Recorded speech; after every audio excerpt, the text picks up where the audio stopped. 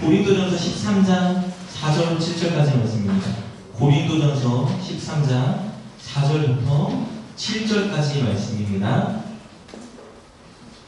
우리 4절까지만 있기 때문에 오늘은 좀 합독해서 한 목소리로 같이 읽겠습니다. 우리 4절부터 함께 읽겠습니다.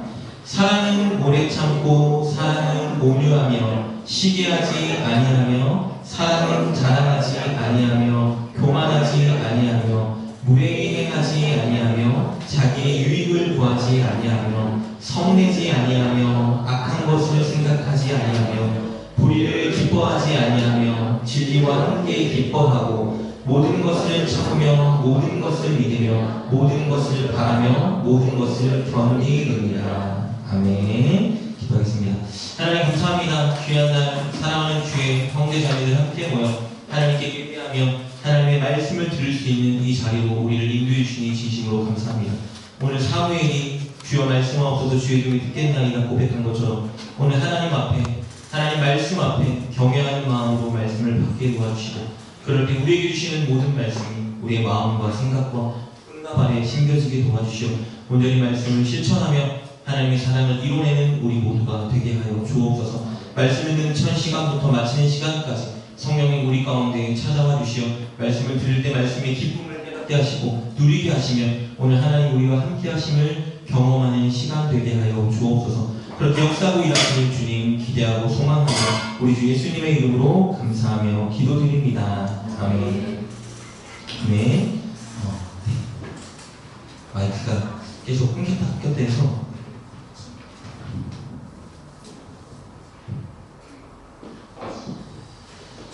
네, 여러분 행복하십니까?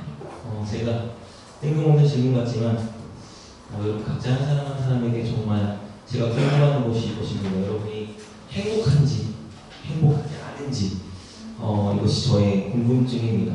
여러분 모두가 이 질문에 저는 행복합니다 라고 말할 수 있는 그 순간을 기대합니다. 왜냐하면 저는 진심으로 정말 여러분 한 분 한 분이 행복하길 바라기 때문입니다. 지금 저의 인생의 목표를 누군가 묻는다면 저는 망설이지 않고 행복하게 사는 것이라고 말할 수 있습니다. 가정을 향한 저의 목표는요, 다른 거 아닙니다. 행복한 가정생활을 하는 것입니다. 교회를 향한 저의 목표는 행복한 교회생활을 하는 것입니다. 지금 학교에서 잠시 학생들을 가르치고 있습니다. 학교를 향한 저의 목표는 다른 것이 없습니다. 정말 행복한 학교생활을 하는 것입니다. 여러분도 아마 마찬가지 아닐까. 여러분 모두 행복한 가정생활을 꿈꾸실 것이고 행복한 교회생활을 바라실 것이고 행복한 직장생활을 그리실 것이라 믿습니다. 여러분, 그래서 우리가 행복하기 위해서 가장 필요한 것은 무엇일까요? 그것은 좋은 관계 유지입니다. 건강도 중요하고요. 돈도 당연히 중요하죠.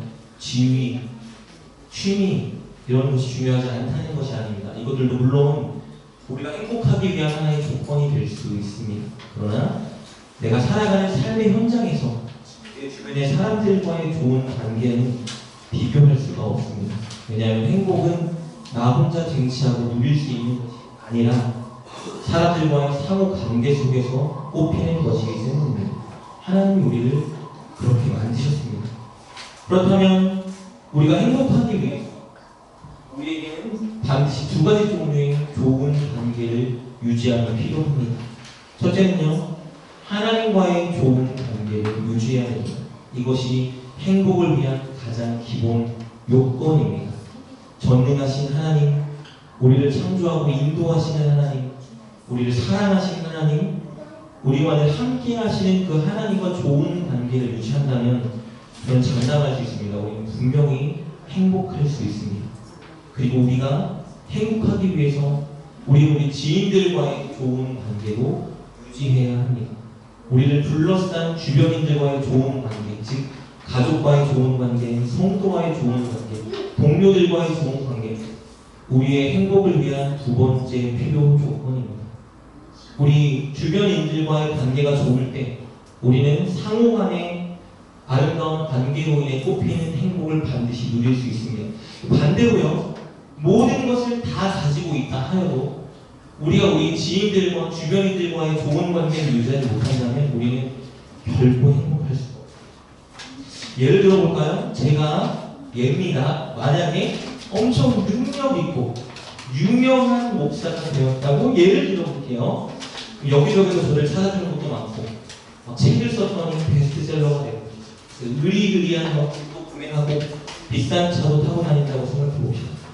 이런 것들이 물론 저의 기분을 업시켜주는 것도 분명하고요. 저를 행복하게 만들어줄 수 있는 한 요소는 될 수 있습니다. 그런데 제가 가정에서 저의 아내와 관계가 좋지 않아서 집에만 가면 서로 부딪히고 싸운다고 생각해볼까요? 예예요. 저는 굉장히 행복한 가정을 살고 있습니다. 제가 저희 부모님과의 관계가 좋지 않아서 연락조차 주고받지 않는다면 이것도 예입니다. 저는 일주일에 한 번씩 부모님을 찾아봬요. 결코 저는 행복하지 않을 것 같아요. 제가 교회에서 저희 교인들과의 관계가 좋지 않아서 교인들을 볼 때마다 막 화가 나고 교인들 생각하면 섭섭하고 예입니다. 알겠죠? 성도들과 어색하고 그들을 피하고 싶다면 저는 정말 교회에서 행복하지 않을 거예요. 학교에서 제 강의가 좀 좋게 평가가 받아진다 하여도 제 수업을 듣는 학생들과 관계가 좋지 않다면 저는 결코 학교에서 행복하지 않습니다. 반대로 제가 평생 무명의 목사로 살아야 한다고 예를 들어볼게요. 여기저기 저를 찾아주는 것도 없고 교회도 시간이 지나서 크게 부흥되지도 않고 돈도 없어서 소박하고 아기자기하게 살아야 된다고 상상해 보겠습니다. 그런데 제가 비록 그런 처지를 살아가지만 가정에서 저희 아내와 관계가 너무 좋은 거예요. 늘 서로 격려하고 위로하고 사랑하면 전 너무 행복할 수 있을 것 같아요. 저희 부모님과의 제 관계가 너무 좋아서 서로를 위해서 기도하고 자주 교제한다면 얼마나 행복할까요? 교회에서 제가 저희 교인들과 관계가 너무 좋아서 서로 볼 때마다 기쁘고 즐겁고 자주 왕래하고 자주 식사하고 서로를 향해 감사한 마음을 가진다면 저는 다른 것이 부럽지가 않습니다. 우리 교회 쌓이지가 않고도 돼요. 사람이 안 많아도 좋습니다. 그렇다면 저는 정말 행복할 수 있어요. 학교에서도 마찬가지입니다. 시간 강사예요. 시간 강사 상관없어요. 제 수업을 듣는 학생들이 저와 너무 좋은 관계를 유지하고 있다면 저는 누구 부럽지 않게 학교에서 행복한 상황을 영위할 수 있습니다. 그래서 저는 사실 지금 매우 행복합니다. 진짜. 누구도 부럽지가 않아요. 가정에서 아내와 좋은 관계를 유지하고 있고요. 저희 부모님, 장인, 장모님들과 너무 관계가 좋아서 진짜 행복합니다. 교회에서 우리 성도들과의 관계가 좋아요. 제 생각일 수도 있는데요. 제 딴에 너무 좋습니다. 그래서 성도들을 보면 너무 귀하고 너무 사랑스러워요. 교회를 가면 기쁘고 즐거운 교회 생활이 너무 행복합니다. 학교에서도 그래요. 아직까지는 가르치는 학생들과 관계가 굉장히 좋아요. 그래서 무엇도 부럽지가 않습니다. 정교사가 되고 이런 것이 제 목표가 아니에요. 그냥 이렇게 한 번을 가르쳐도 함께 할 수 있는 사람들과 행복할 수 있다면 너무 감사하고 행복합니다. 여러분 저를 예로 들었지만 여러분도 아마 마찬가지지 않을까요? 여러분을 둘러싼 삶의 모든 현장에서 가정에서, 교회에서, 직장에서, 이웃에서 여러분이 마주하는 사람과 좋은 관계를 유지할 수 있다면 여러분 분명히 행복할 수 있습니다. 다른 여건이 충족되지 않아도 우리에게 무언가 결핍이 있어도 우리의 가족, 성도, 동료들과 좋은 관계를 유지할 수 있다면 우리는 분명히 행복할 수 있어요. 왜냐하면 하나님이 우리를 그런 존재로 창조하셨기 때문입니다. 그러므로 우리는 지인들과 좋은 관계를 맺고 유지하기 위해서 부단히 노력해야 합니다. 열심히 노력해야 해요. 그냥 지낸다고 주변인들과 좋은 관계가 유지되는 것이 아니죠. 저의 경우는 아내와 행복한 가정을 만들기 위해서 부단히 노력해야 되겠죠. 교인들과 행복한 교회를 만들기 위해서 저부터 정말 열심히 노력해야 됩니다. 학생들과 행복한 수업 분위기를 만들기 위해서 저부터 정말 열심히 노력해야 되겠죠. 그렇다면 우리가 사람들과의 좋은 관계를 유지하기 위해서 그리고 행복한 생활을 하기 위해서 우리는 어떤 노력에 최선을 다해야 될까? 무엇을 해야 될까? 성경이 말해줍니다. 그것은요, 사랑하는 것을 노력해요. 여러분 잘 아는 것처럼 하나님은 우리에게 두 가지 명령을 크게 주셨어요. 하나님 사랑하기, 이웃 사랑. 하나님 주신 십계명을 두 가지로 요약하면 이거예요. 하나님 사랑, 이웃 사랑. 하나로 요약하면 사랑이죠. 왜 우리에게 이런 명령을 주셨죠? 왜냐하면 하나님은 우리가 행복하기 원하시기 때문입니다. 예수님도 동일한 명령을 주셨어요. 마태복음 22장 36절로 40절까지 말씀 보면 가장 큰 계명이 무엇입니까? 라고 율법사가 물을 때 예수님께서 이렇게 말씀하셨어요. 내 마음을 다하고 목숨을 다하고 뜻을 다하여 주 너의 하나님을 사랑하라. 둘째도 그와 같으니 내 이웃을 내 자신과 같이 사랑하라. 두 가지면 된다는 거예요. 하나님을 사랑하고 주변 사람들을 사랑하면 우리는 하나님의 뜻을 이루며 살아가는 것이고 행복할 수 있다는 거예요. 여러분 이 땅을 살아가면 여러분의 인생의 목표가 무엇입니까? 여러분 우리의 목표는요 돈 많이 벌고 승진하고 이런 것이 우리의 목표가 되면 안 됩니다. 우리의 목표는요 사랑하는 것이 되어야 돼요. 하나님께 최선을 다해서 성도들을, 가족들을, 이웃들을 날이 가면 갈수록 더 사랑하는 것, 이것이 우리 인생의 진정한 목표가 되어야 됩니다. 하나님을 사랑하는 구체적인 방식이 무엇이죠? 여러분 다 알고 있을 거예요. 이미 모두가 다 알고 있을 겁니다. 하나님을 경외하고 하나님 말씀을 순종하는 것, 그것이 하나님을 사랑하는 방식입니다. 그렇다면 우리 주변이 이웃을 사랑하는 구체적인 방식은 무엇일까? 오늘 본문이 그것을 우리에게 가장 잘 가르쳐주고 있습니다. 바울은 고린도 교회 성도들에게 그들이 정말 행복한 생활을 하기 위해서 사랑하라고 명령합니다. 진짜 행복한 고린도 교회를 만들기 위해서 너희가 해야 되는 것이 있는데 그것은 무엇이냐면 사랑하기라고 말해주고 있어요. 여러분 고린도 교회는 바울이 2차 선교여행 때 고린도에 방문하여 복음을 전하고 세운 교회입니다. 이 교회 굉장히 특이하고 특별해요. 다른 어떤 교회보다 폭발적인 성령의 역사가 많이 나타난 교회입니다. 다른 어떤 교회와 비교할 수 없게 수많은 은사들을 하나님이 부어주신 교회예요. 그런데 굉장히 안타깝게도요. 바울이 고린도전서를 기록할 때 고린도 교회 성도들은 결코 행복하지 않았습니다. 분명히 우리들처럼 그들도 하나님을 믿었고 우리처럼 이렇게 함께 모여 예배를 드렸고 심지어 그들은요 여전히 각양 은사들을 가지고 그것들을 사용하며 교회를 섬겼는데 그들은 전혀 행복하지 않았어요. 제가 만약에 당시 시대로 돌아가서 고린도 교인들에게 당신 교회 생활 행복해요? 라고 묻는다면 분명합니다. 그들은 아니요 전혀 행복하지 않습니다 라고 답했을 거예요. 여러분 성령의 강력한 임재도 경험했고 은사도 지금 가지고 있는데 왜 행복하지 않을까요? 성도들 사이의 관계가 좋지 않기 때문이에요. 서로의 관계가 완전히 깨어졌기 때문입니다. 성도들 사이에 분쟁이 일어났어요. 갈등이 일어났고 다툼이 일어났고 마음속에 미움이 자리 잡기 시작했습니다. 어떤 성도들은 이렇게 말하는 거예요. 초대 목사 바울이 최고의 목사지. 그렇더니 어떤 성도들이 이렇게 말해요. 아니야. 2대 목사 아볼로가 최고야. 아볼로 설교 못 들어봤어? 수사하기도 능하고 설교는 바울과 비교가 안 돼. 아볼로가 최고지. 어떤 성도는 이렇게 말해요. 아니야. 우리에게 영향을 끼쳤던 베드로 게바가 최고야. 교회 안에 이 목사가 최고야. 저 목사가 최고야. 아니 내가 생각하는 목사가 최고야. 선을 긋고 담을 나누고 비난하기 시작했습니다. 교회 안에 부자들과 가난한 자들이 선을 긋고 편을 나누기 시작했어요. 당시에는 예배 전에 함께 모여서 애찬을 하고 동시에 성찬을 했거든요. 부자들이 가난한 자들을 빼놓고 자기들끼리 먼저 모여서 애찬을 하는 거예요. 맛있는 음식, 비싼 반찬, 우리가 먼저 먹자. 밖에 나가면 사회 나가면 저 가난한 자들 우리 상종도 못하는 사람들인데 저들끼리 먹게 하고 우리끼리 먼저 먹자. 부자들과 가난한 자들 마음이 갈수록 보이지 않는 벽이 생기고 갈등이 생겼어요.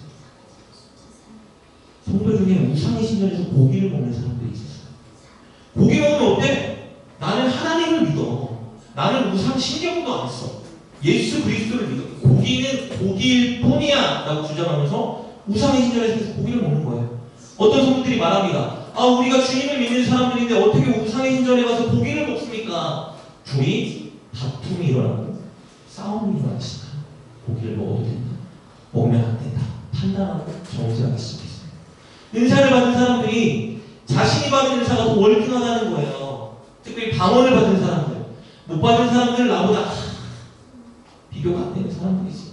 무시하고 교회에 무리를 일으키기 시작했습니다. 그뿐만이 아니에요. 직분자들이 자기 직분이 더 중요하고 귀하다고 주장하고 서로 편을 나누고 갈등을 유발하고 있었습니다. 여러분 이게 고린도 교회 상황이 얼마나 많은 문제가 많습니까? 성령의 강력한 임재를 분명히 경험했고 은사를 받았던 교회가 성도 간의 수많은 갈등으로 인해 흔들리고 있었습니다. 여러분 이 문제가 고린도 교회만 발생한 문제일까요? 지금 우리 교회에는 이런 문제가 없나요? 여러분 이 시대의 교회들도 어떤 목사가 좋다, 이 사역자가 더 잘한다, 이 사역자 말씀이 더 좋다, 서로 분열을 일으켜요. 여러분 좋은 목사는 어떤 목사냐면요, 성도를 진짜 사랑하고 하나님을 사랑하는 사람이 좋은 목사입니다. 그런데 다 내 취향에 맞게 세상의 가치관 공부해서 이 목사가 저 좋다, 저 사역자가 더 좋다, 교회 안에서 이런 일들이 많이 일어나요. 삶의 형편이 다른 성도들이 서로 손을 내밀고 하나가 되려고 노력하기보다는 눈에 보이지 않는 벽을 치고 살아가는 경우가 훨씬 많아요. 교회 내에서 끼리끼리 문화라고 하죠. 내가 좋은 사람, 내가 함께하고 싶은 사람, 나한테 맞는 것 같은 사람끼리 끼리끼리 모여서의 문화를 만들고 있는 것이 사실 오늘날 우리 교회도 있습니다. 교회 안에서 진리가 아닌 문제로 너무 많이 갈등하고 논쟁해. 술 마셔도 된다, 안 된다, 이런 옷차림 입어도 된다, 안 된다, 통성기도 해도 된다, 안 된다, 박수치면서 찬양해도 된다, 안 된다, 야당이 맞다, 여당이 맞다, 보수가 맞다, 진보가 옳다. 전혀 진리가 아닌 말씀으로 서로 갈등하고 싸우고 다툼하고 있는 것이 우리네 교회 아닙니까? 고린도 교회에서 발생하는 일들은요, 사실 모든 교회, 오늘 우리 교회에도 발생하고 있는 일들입니다. 게다가 교회를 위해서 여러분 무언가 사역을 하고 봉사하기 시작하면요, 성도들은 반드시 더 큰 갈등과 분열을 경험하게 됩니다. 왜요? 자주 좁아니까. 같이 마주쳐야 됩니다. 같이 무언가를 해나가야 되니까 의도치 않게 자존심 상하고 망상하고 흔히 말해서 시험 들 일이 많이 벌어지죠. 여러분 교회 생활을 하는데 누구와 갈등이 전혀 없고 시험 들 일이 한 번도 없어요. 그 이유는 둘 중에 하나입니다. 첫째, 내가 교회에 큰 관심이 없고 깊이 관여하지 않는 거예요. 봉사나 섬김의 자리에 서지 않고 주일 예배만 드리고 가면요, 갈등을 경험할 필요가 없습니다. 시험 들 일이 없어요. 왜? 사람들과 부딪힐 필요가 없기 때문입니다. 그러나 이런 경우가 옳지는 않아요. 왜냐하면 교회는 예배만 드리고 오는 것이 아니기 때문입니다. 교회는 함께 섬기고 함께 협력하고 하나님 우리 교회 주신 비전을 내 비전으로 이해하고 새기고 함께 그것을 위해 노력하기 위한 곳이 교회예요. 그런데 그렇게 노력하다 보면 좋은 마음으로 노력하겠다, 헌신하겠다 결단했는데 반드시 사람들 사이 갈등을 마주하게 됩니다. 상처받고 망상하고 시험들 일이 반드시 우리 인생 가운데 찾아와요. 왜냐하면 우리 다 연약하고 부족하고 다 다른 환경, 다른 성향, 다른 생각을 가지고 있는 사람들이기 때문입니다. 그리고 교회 생활을 하는데 누군가와 갈등을 경험하지도 않고 시험될 일도 없었다. 그러면 그 두 번째 이유는 뭐냐면요, 다른 사람이 나를 더 이해하고 참아주고 있기 때문입니다. 내가 잘해서가 아니에요. 우리 교회 갈등의 요소가 없기 때문이 아닙니다. 갈등의 요소는 늘 등장하고 발생합니다. 고린도 교회 성도들은 성령의 은사를 받았어요. 그 은사를 사용할 하나님을 예배하고 있었습니다. 교회를 세우기 위해 서로 노력했어요. 그리고 수많은 갈등과 시험들 일을 경험하기 시작했습니다. 문제는 무엇이냐면요, 이 갈등과 시험들 일을 지혜롭게 해결하지 못하고 그저 서로에게 상처를 주고 서로를 향한 미움과 분노를 가지고 있었다는 게 문제였어요. 그래서 누구도 행복하지 않았어요. 그래서 바울이 이 고린도 교회인들에게 해결책을 전해주기를 오늘 보는 말씀이에요. 행복한 교회를 만들기 위해서, 너희들이 정말 행복한 신앙생활을 하기 위해서 너희에게 내가 한 가지 답을 줄게. 그것은 사랑하기. 바울이 오늘 말씀해준 처방된 사랑하기는요, 단순히 감정적인 사랑을 의미하지 않아요. 여러분 오해하면 안 됩니다. 사랑은 좋아, 우리 다시 좋아해요, 이런 게 아니에요. 이런 차원의 사랑이 아닙니다. 바울이 말하는 사랑은요, 실천적이고 행동적인 사랑이에요. 우리 감정이 요동쳐도 누군가가 미워도 우리의 실천과 행동으로 옮겨야 되는 그 사랑을 오늘 말해주고 있습니다. 오늘 고린도전서 13장 4절부터 7절까지 말씀 다시 볼까요? 이렇게 기록되어 사랑은 오래 참고, 사랑은 온유하며 시기하지 아니하며, 사랑은 자랑하지 아니하며, 교만하지 아니하며, 무례히 행하지 아니하며, 자기의 유익을 구하지 아니하며, 성내지 아니하며, 악한 것을 생각하지 아니하며, 불의를 기뻐하지 아니하며, 진리와 함께 기뻐하고, 모든 것을 참으며 모든 것을 믿으며 모든 것을 바라며 모든 것을 견디 15가지 구체적인 행동을 제안했습니다. 서로 행복하기 위해서, 좋은 관계를 유지하기 위해서 해야 될 것 7가지, 하지 말아야 될 것 8가지, 총 15가지를 바울이 제안하고 있습니다. 첫 번째가 무엇이죠? 오래 참는. 여러분, 오래 참는 것은 성도와의 관계에서 빚어진 어려움, 고난을 긴 시간 기다리고 견디는 거예요. 성도가 나에게 상처를 줬어요. 내가 무언가 손해당했어요. 나는 마땅히 보복할 힘과 명분이 있지만 그렇게 하지 않고 기다리는 거예요. 견디는 거예요. 오래 참기. 여러분, 성도 간에 예기치 않게 말과 행동으로 서로 상처 줄 일들이 너무 자주 발생해요. 우리는 다 다르기 때문이에요. 그러나 그때 똑같이 반응하지 말고, 혹은 관계를 단절하거나 교회를 떠나지 말고 뭐라고 말해요? 견디고 기다린다고 말해요. 왜요? 견디고 기다려요.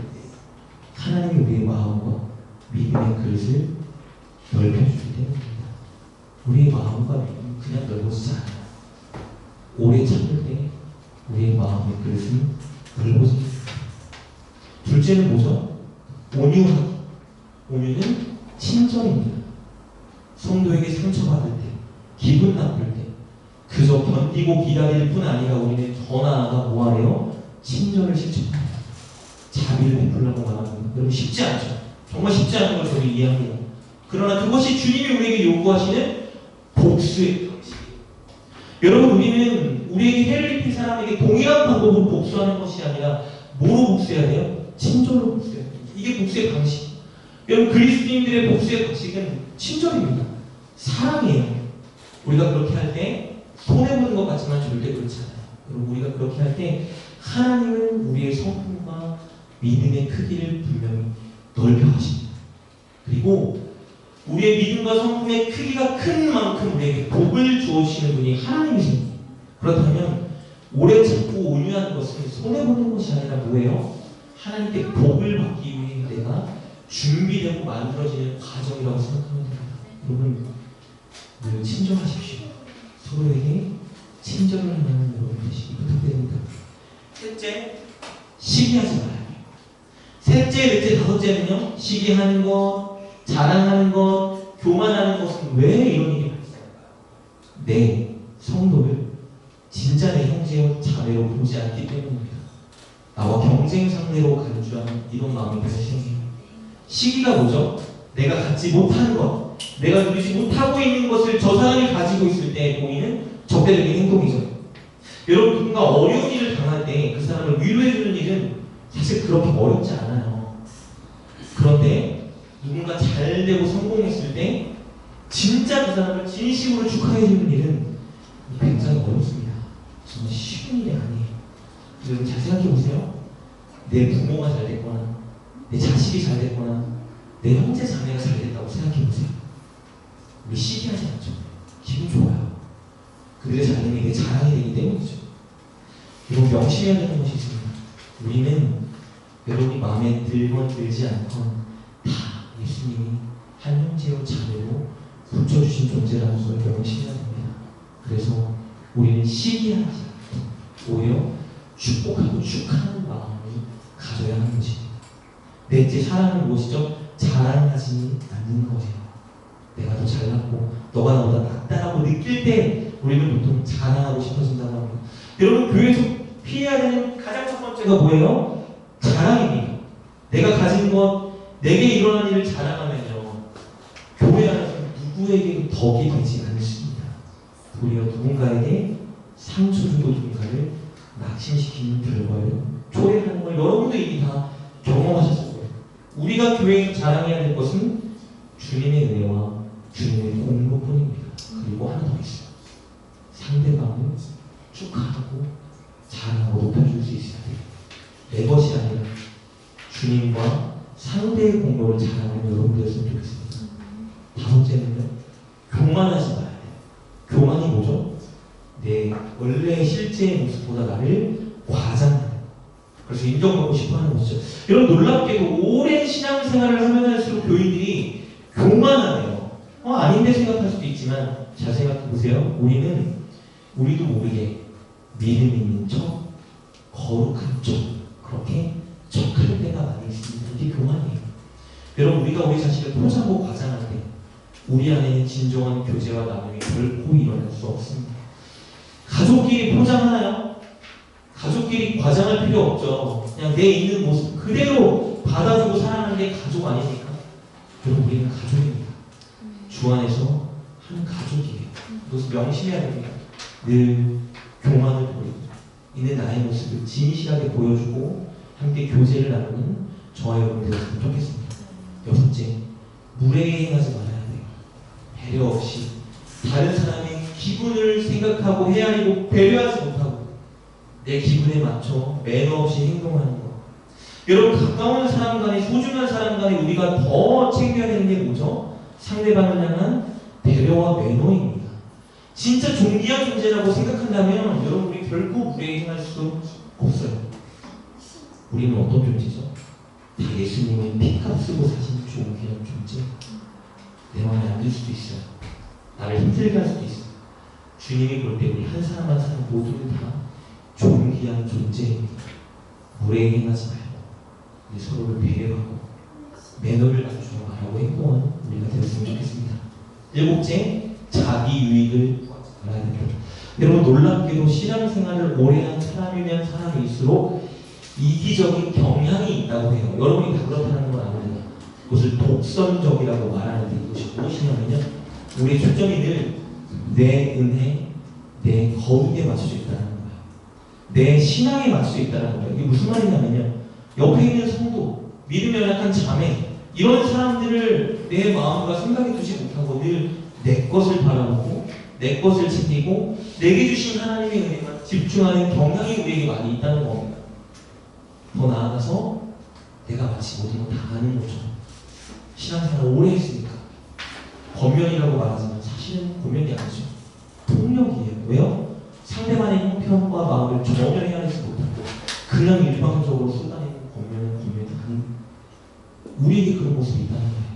오늘 말합니다. 사랑은 자기 유익을 구하는 게 아니에요.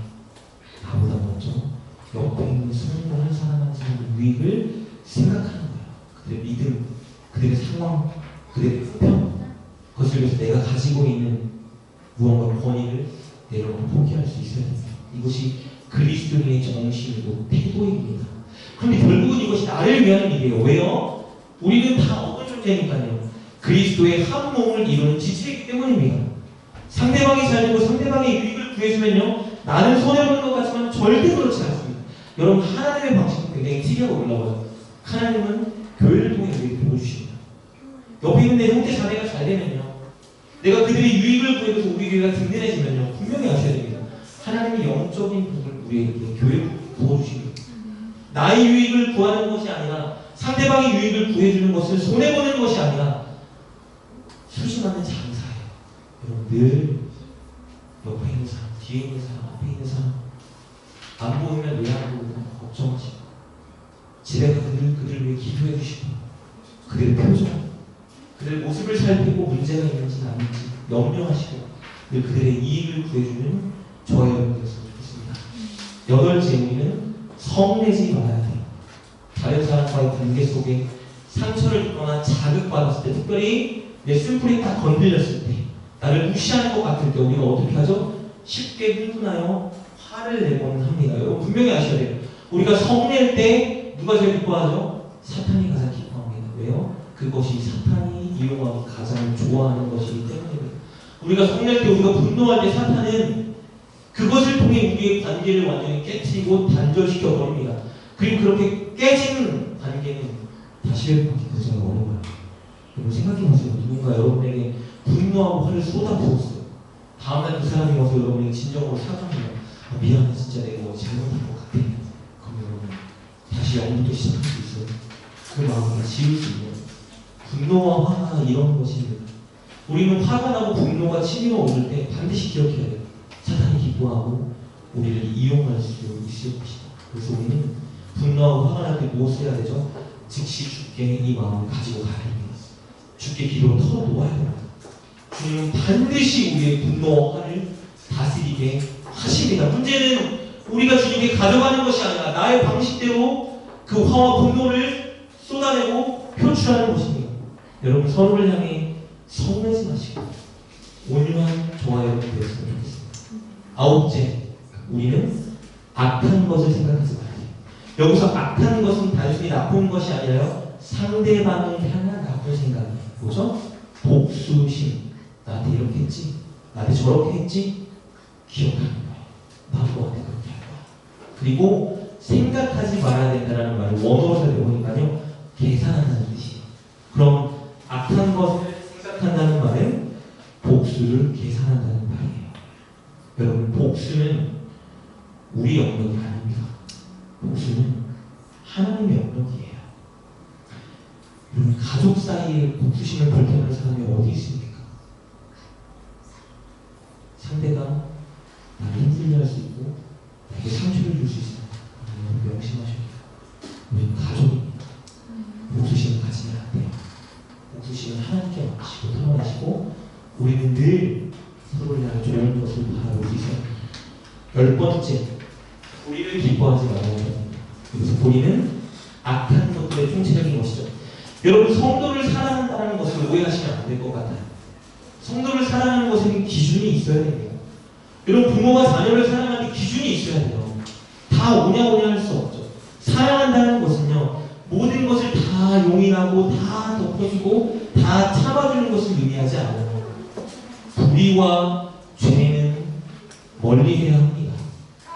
성도가 악한 죄를 지을 때 여러분, 우리는 그것을 기뻐하지 말아야 합니다. 우리는 애통하고 가슴치고 아파하고 힘들어해야 합니다. 그래서 성도가 죄를 짓거나 불의를 행할 때 그들을 위해서 기도해 줄 수 있어야 되고 그들에게 용기를 내어 권면해 줄 수 있어야 합니다. 우리는 결코 불의를 용인하면 안 됩니다. 이것은 사랑이 아니에요. 단 불의가 아니라 11번째, 진리와 함께 우리는 기뻐해야 합니다. 여기서 진리는 성도의 믿음과 참된 행동입니다. 여러분, 요한복음 1장 4절 말씀을 보면 참 인상적인 말씀이 있어요. 제가 읽어볼게요. 이렇게 기록되어 있어요. 내가 내 자녀들이 진리 안에서 행한다함을 듣는 것보다 더 즐거움이 없도다. 뭐라고요?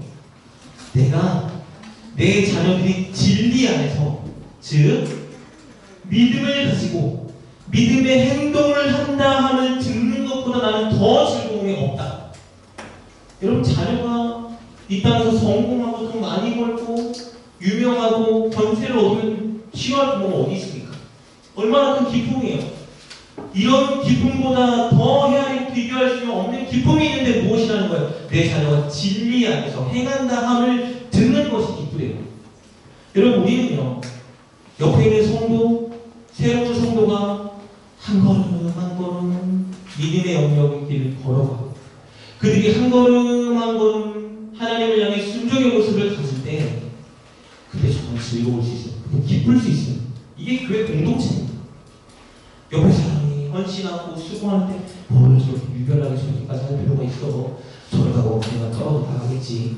이런 게 누구 한 사람이 기도하지 않았던 사람이 기도의 자리에 서면 그게 너무 기뻐요.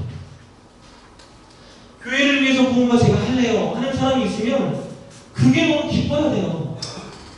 직장에서 하나님 말씀대로 살려고 내가 노력하다 손해봤습니다 이런 소리를 들으면 그게 너무 기뻐야 돼요. 이게 하나님이 우리에게 주시는 기쁨입니다. 우리는 늘 진리와 함께 기뻐해요. 서로 믿음이 자라고 하나님 말씀에 순종하고 교회를 사랑하는 마음이 생기고 우리가 더 가까이 연합하는 모습이 생기면 세상에서 줄 수 있는 즐거움은 비교할 수 없게 기쁨이 우리 안에 일어나야 됩니다. 여러분, 늘 서로를 바라보십시오. 서로가 한 걸음 더 믿음의 길을 갈 수 있게 기도로 도와주세요. 그럴 때 그것이 여러분에게 최고의 기쁨이 될 것입니다. 12번째, 우리는 모든 것을 참아야 합니다. 성도가 우리에게 어떤 해를 끼치고 잘못을 했을 때 보복하지 말고 용서해 줘야 된다는 의미예요. 상대방의 실수와 잘못으로 인해서 내가 받은 피해에 대한 권리 주장을 포기하고 우리는 수 있어야 됩니다.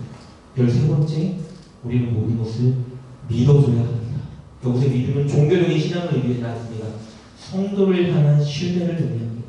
성도에게 허물 있고 지금 못하고 실수를 범하고 연약해도 그를 인격적으로 신뢰해주는 믿음을 가져야 됩니다. 더 쉬운 말로 해볼까요? 성도 안에 있는 나쁜 것, 연약한 것만 보려고 하지 마시고 그의 장점과 가능성을 바라봐줘야 되는 거예요. 여러분, 사도 바울이 1차 전도 여행을 할 때 중간에 포기한 사람이 있거든요. 마가 요한이요. 그 사람이 엄청난 믿음의 인물이 되죠. 왜요? 바나바라는 사람이 그 사람을 포기하지 않고 그를 믿어줬어요. 변화될 수 있어. 가능성이 있어. 하나님을 이끌 거야. 계속 신뢰를 보여줘. 그래서 2차 선교 여행 때 바울은 그를 데려가지 않는데 바나바는 그를 데리고 갔죠. 그리고 그를 놀라운 일꾼이 되는, 하나님의 나라를 확장시키는 일꾼이 되는 그 지점까지 그가 믿어주었습니다. 우리 성도 안에 서로를 향한 신뢰가 있어야 됩니다. 지금 연약하고 부족해도 그 모습이 끝이 아닙니다. 그 장점을 바라보고 신뢰해주는 저와 여러분이 되었으면 좋겠습니다. 14번째, 우리는 모든 것을 바라야 합니다. 이것은 무엇이죠? 소망을 갖는다는 거예요. 성도에 대한 소망을 우리 다 가져야 됩니다. 믿음이 분명히 자랄 것입니다. 분명히 성품과 인격이 자라날 것입니다. 분명히 하나님 나라를 세워가는 훌륭한 일꾼이 될 것입니다. 여러분, 어떤 부모가 부족한 자녀를 포기합니까? 어떤 부모가 부족한 자녀를 바라보며 소망하지 않는 부모가 어디 있습니까?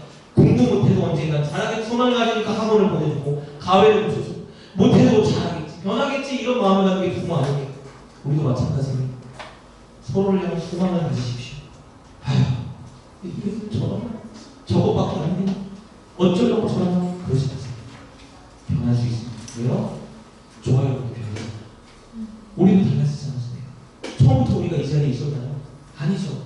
누군가 우리를 믿어줬고 누군가 우리를 향한 소망을 가졌습니다. 하나님께서 우리를 향한 소망을 가지십니다. 서로를 향해 우리를 소망을 갖는 여러분이 되었으면 좋겠습니다. 15번째 마지막이네요. 우리는 모든 것을 견뎌야 합니다. 여러분, 견디라는 말을 원어로 보니까 이것은 군사 용어고, 전쟁에서 적군의 가장 강력한 맹렬한 공격을 받을 때 견디는 군인의 모습을 나타내는 게 견디다예요. 여러분, 성도를 사랑하고 성도를 참아주고 성도를 믿어주고 성도에 대한 소망을 가지려고 할 때 우리는 감정적으로, 정신적으로, 육체적으로 고난을 당합니다. 어려움을 겪어요. 차라리 쉬운 길은요 그냥 외면하는 거예요. 진짜 쉬운 신앙생활은요 주일날 예배만 드리고 돌아가는 겁니다. 그런데 그게 신앙생활이 아니라는 말씀이죠. 서로를 바라봐주고 기다려주고 믿어주고 참아주고 소망을 가져주는 게 신앙생활이에요. 그런데 이때 어려움이 다가올 때요 어떻게 하라는 거예요? 분명히 어려움이 다가올 때 우리는 견뎌라. 이것이 하나님의 뜻이기 때문에 이 과정을 통해서 우리가 견딜 때 하나님은 우리를 믿음의 군사로 만들어주세요. 여러분, 믿음은 절대 그냥 자라지 않습니다. 혼자 기도해보세요. 믿음이 자라. 혼자 말씀 읽는다고 믿음은 자라지 않아요. 믿음은 교회 안에서 한 사람 한 사람을 사랑하기 위해 내가 노력하고 애쓸 때 그때 믿음은 자라나는 것입니다. 여러분, 믿음이 크신가요? 여러분, 어른 신앙이세요? 아이의 신앙이세요? 아이의 신앙은 남들을 보지 않아요. 사랑하지 않습니다. 어른의 신앙은 남들을 바라보고 남들을 사랑하는 노력하고 아프고 힘들고 괴롭고 그 자리에 서는 사람이 어른의 높은 신앙으로 올라가게 되는 것입니다. 하나님이 우리 교회를 향한 뜻은요 사랑하기, 관념적인 사랑이, 감성적인 사랑이 오늘도 이 15가지 실제적이고 행동적인 사랑을 우리에게 요구하고 계십니다. 여러분, 갈등이 다가올 때 우리는 사랑해야 돼요. 사랑하지 않는 사람은요 갈등이 다가오면 갈등이라는 이 장애물에 걸려 넘어집니다. 어떻게 하죠? 교회를 떠나거나 사람을 미워하거나 문제를 일으킵니다. 그런데요 갈등이 다가올 때 사랑하는 사람은요 이 갈등이라는 걸림돌을 디딤돌 삼아서 그 믿음의 영역으로 나아갑니다. 그뿐만 아니라 믿음의 영역으로 끌고 가는 그런 사람입니다. 교회에 필요한 사람은 어떤 사람입니까? 사랑하는 사람입니다. 갈등이 다가올 때 그 갈등 앞에서 사랑하기를 선택하고, 그래서 그 갈등을 디딤돌로 삼아 앞으로 나아가는 그 사람이 우리에게 필요합니다. 사랑하는 여러분, 서로 사랑합시다. 정말 사랑합시다. 그냥 좋아해, 사랑해가 아니라 오늘 바울이 우리에게 가르쳐준 이 15가지를 저와 여러분의 인생의 목표로 삼았으면 좋겠습니다. 근데 문제가 한 가지 있어요. 사랑해야 된다는 거 오늘 다 들었잖아요. 그런데 우리의 문제는 항상 무엇이죠? 이 실천하기가 너무 어렵다는 겁니다. 이 15가지 어떻게 실천하며 살아갑니까? 실천하여지 생각만 해도 벅차고 불가능해 보이죠. 그런데 이렇게 사랑할 수 있는 비결이 있습니다. 그 비결이 무엇이죠? 우리를 위해 행하신 예수님의 사랑을 날마다 기억하고 묵상하면 우리는 사랑할 수 있는 자리에 설 수 있습니다. 여러분들이 15가지 구체적인 행위들, 이거 무엇이죠? 예수님이 저와 여러분에게 이미 베풀어 주신 사랑입니다. 여러분, 사실 이 사랑은요, 새로운 사랑이 아니에요. 우리가 늘 주님께 받고 있는 사랑입니다. 이미 우리에게 이렇게 주셨습니다. 지금도 주고 계시고, 앞으로도 주님은 우리가 어떤 모습이든지 이 15가지의 사랑의 모습을 우리에게 행해 주셨습니다. 주님은 우리를 오래 참고 계세요. 주님은 늘 우리에게 온유하십니다. 우리가 주님을 찾을 때 한 번도 외면하지 않고 친절하게 우리를 맞아주세요. 주님 우리를 쉽게 하지 않으시죠. 자랑하거나 교만하지 않으십니다. 오히려 있는 그대로 우리의 모습을 주님은 받아주시고 사랑해 주셨습니다. 우리에게 무례하지 않으셨습니다. 주님 당신의 유익을 구하는 게 한 번도 없습니다. 오히려 당신의 목숨을 저와 여러분을 위해 내주셨습니다. 우리가 연약하다고 우리에게 성내지 않으셨어요. 우리 안에 있는 우리를 기뻐하지 않으시고, 우리가 한 단계 한 단계 주님 원하시는 자리에 나아갈 때마다 얼마나 기뻐하시는지 모릅니다. 주님은 우리의 모든 것을 참고 계시고, 우리의 모든 것을 믿고 계시고, 우리의 소망을 갖고 계십니다. 그리고 그것을 위해 주님은 지금 모든 것을 견디고 계십니다. 이 놀라운 주님의 사랑을 저와 여러분이 묵상하고 기억한다면 우리도 사랑할 수 있는 그 자리에 설 수 있습니다. 완벽하진 않아도 지난주도 한 걸음 한 걸음 사랑하는 그 자리에 나아가는 저와 여러분이 되었으면 좋겠습니다.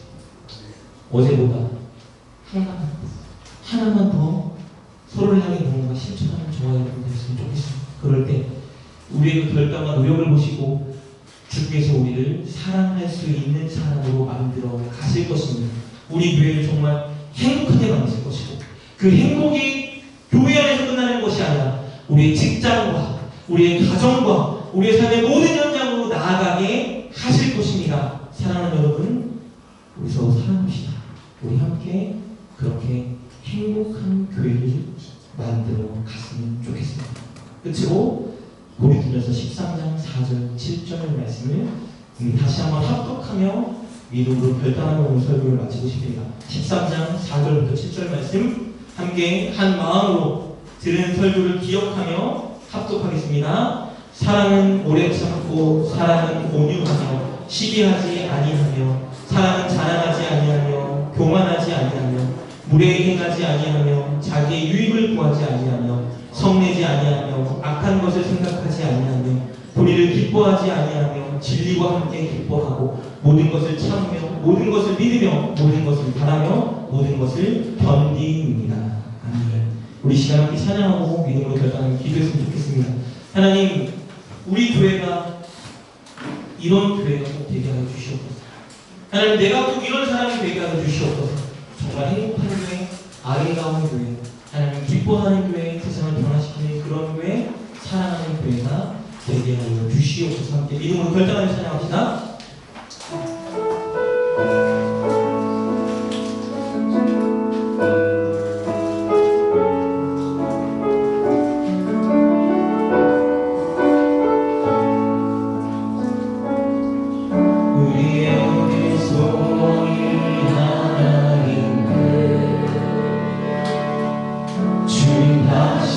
오신 그날까지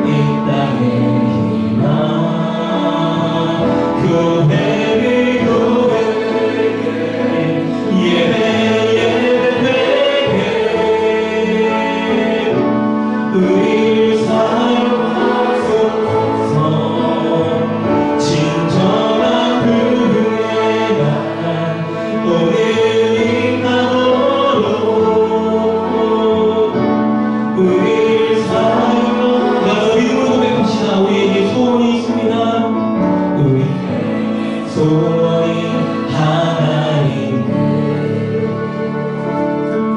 주님 다시 오신 그날까지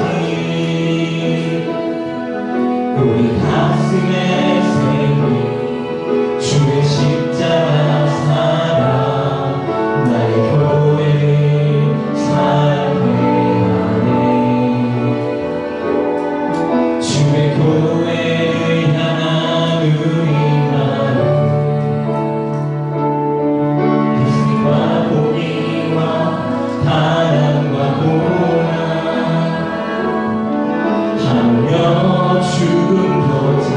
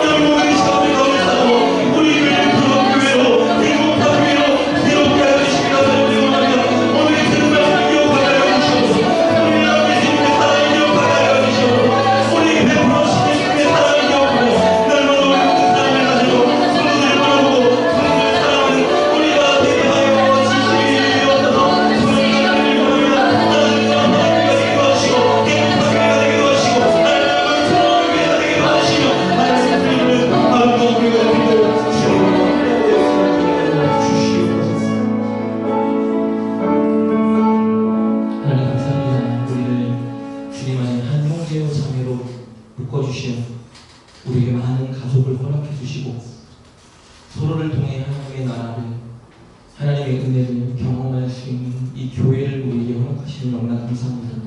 한 사람 한 사람을 귀히 여기고 나의 형제요 자매로 여기게 하여 주시옵소서.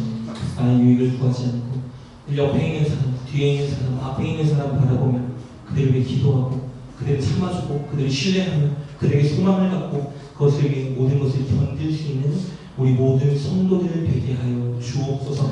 늘 사랑이 넘치는 교회, 사랑할 줄 아는 교회, 그래서 행복한 교회가 될 수 있도록 주님 우리를 붙들어 주시고 오늘 들은 말씀 마음에 새기고 눈과 입과 손과 발에 새겨 오늘부터 지금부터 우리 성도를 사랑하는 우리 모두가 되게 하여 주옵소서. 그렇게 역사하실 주님 기대하고 소망하며 우리 주 예수님의 이름으로 감사하며 기도드립니다. 아멘. 네, 우리 다 같이 일어나서 하나님께 우리의 예배를 바치도록 하겠습니다.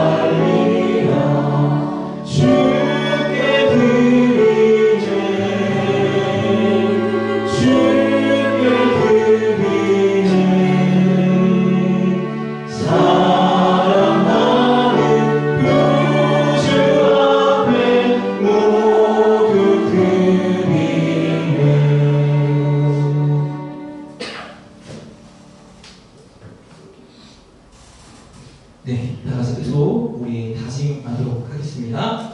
이제 주일 예배를 마치고 예배당의 예배를 마치고 어디를 가든지 무엇을 하든지 누구를 만나든지 사람에게 올려하지 아니하고 모든 일을 주께 하여 세상의 소금과 빛이 되겠습니다. 아멘. 하나님 감사합니다. 하나님 한 주간 우리를 지켜 보호하여 주시고 우리의 필요를 채워주셨기에 이렇게 하나님께 마음을 다해 작은 정성 올려드립니다. 이것이 쓰여지는 모든 곳에 하나님의 영광과 은혜가 나타나게 하여 주옵소서. 한 주간 사랑하기가 시작됩니다. 하나님 철저히 온전히 열심히 성도를 사랑하는 우리 모든 성도들 되게 하여 주옵소서. 이제는 우리 주 예수 그리스도의 은혜와 아버지 하나님의 무한하신 사랑과 성령님 우리 안에 내주하시어 우리가 예수님의 사랑을 기억하게 도와주시고 그 사랑에 반응하여 성도들을 사랑하게 만드는 하나님의 놀라운 역사가 오늘 예배에 참석하여 주의 말씀을 듣고 결단한 우리 모든 성도들 머리 위에 이제부터 영원까지 함께 계시기를 간절히 축원하옵나이다. 아멘.